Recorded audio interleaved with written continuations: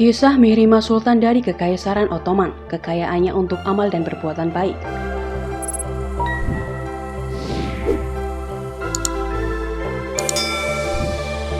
Cerdas dan dermawan, Putri Sulaiman yang agung, Mihrimah menikahi seorang wasir agung, menginspirasi Mimar Sinan dan menasehati ayah dan saudara lelakinya dalam urusan negara.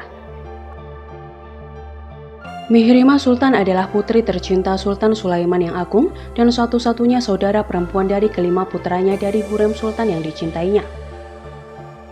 Mihrimah sebenarnya memiliki saudara perempuan, Tasis Rasia Sultan, namun meninggal pada usia dini. Namanya adalah Mihrimah, kadang-kadang dieja Mihrumah, yang berarti matahari dan bulan dalam bahasa Farsi. Surat-surat yang pernah ditulis oleh Mihrimah Sultan menunjukkan bahwa dia terpelajar dan disiplin, dia pintar, fasih, dan banyak membaca. Seperti halnya putri kekaisaran, begitu mencapai usia pernikahan, maka seorang pelamar yang cocok dengan masa depan cerah dipilih untuk putri satu-satunya Sultan, yaitu Rustem Pasha, Gubernur Diyarbakir. Pernikahan glamor mereka berlangsung pada tahun 1539. Rustem Pasha adalah salah satu tokoh terkaya dalam sejarah Kekaisaran Ottoman. Dia berpendidikan baik dan memiliki minat yang besar untuk menulis sejarah Ottoman. Perpustakaannya berisi lebih dari 5.000 karya sastra, namun dia tidak menyukai puisi dan penyair karena dianggap selalu menyindir.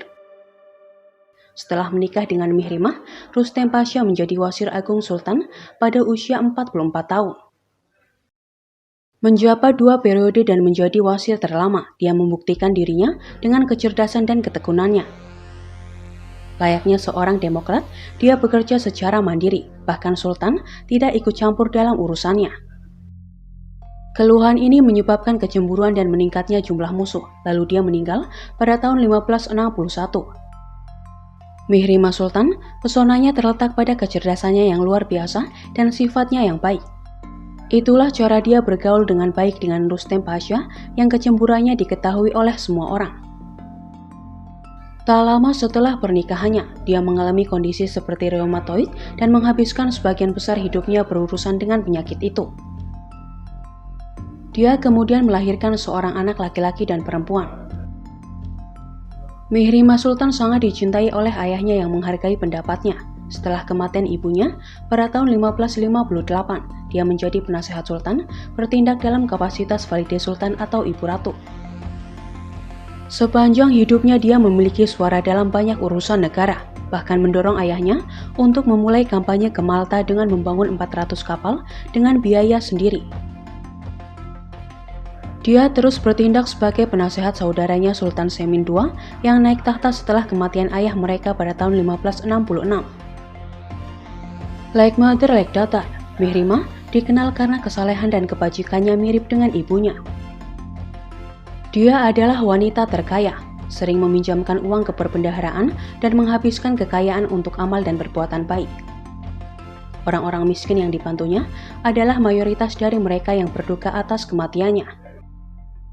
Perbaikan Ain Subaidah, mata air di Mekah, pendirian yayasan untuk memasok besi tempat keangkatan laut, termasuk kontribusi Mihrimah Sultan pada kekaisaran.